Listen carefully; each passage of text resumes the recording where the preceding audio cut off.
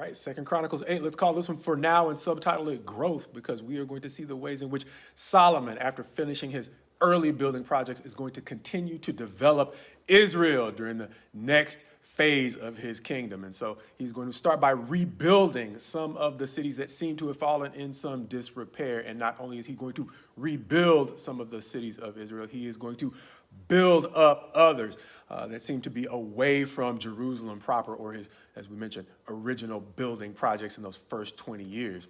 And as he does that, it's going to give us a description of his labor force, understanding that there are still remnants of those 7 nations that God originally said are never going to be a good fit with where he is taking Israel. And so Solomon has the dilemma, now that they have been here for years and for generations, how is he going to find a healthy fit for them in Israeli society? And this is an otherwise problematic passage because it talks about him actually making them slaves.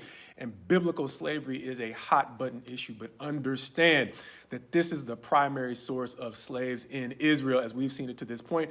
The other primary source being prisoners of war, understanding that Israel did not have a blank check to simply go and invade its neighbors, meaning it seems that after having chosen to invade Israel and losing on that effort, they were given the option, to the degree they were captured as prisoners of war, as either being executed or taken after having tried to actually enslave Israel. And so it looks like their slaves were coming from 2 sources. One, those 7 nations that were never going to be a healthy fit with Israel's legal structure. And then 2, those who were going to try to continue to enslave Israel after God had delivered them from Egyptian slavery and given them their own land.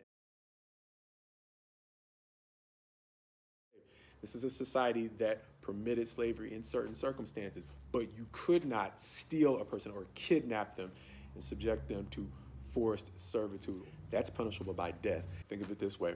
If the 10 Commandments said you can't steal from your neighbor at all, meaning you can't steal your neighbor's stuff, how much more of a sin is it to actually steal a person? Because of the culture that we grew up in, we do not always look at that portion of the law that we looked at in Exodus from that same perspective. But God reminds you that a man is more important than stuff. And once again, if you can't steal stuff, the penalty for stealing a man is much more severe.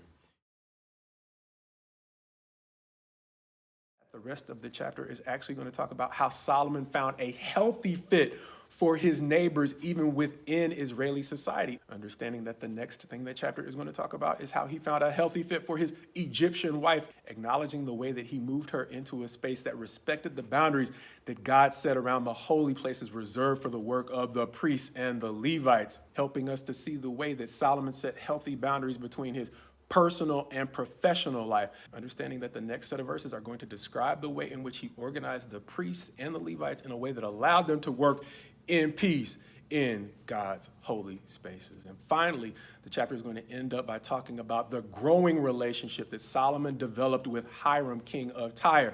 And not only Hiram, but the growing relationship between Hiram's servants and Solomon's servants, ultimately giving us a picture of how Solomon grew Israel by continuing to build and rebuild further and further away from Jerusalem proper, and how he was able to find a healthy fit for his foreign neighbors at every level of Israeli society, depending upon the way they were willing to fit within the laws that God had set out for the nation.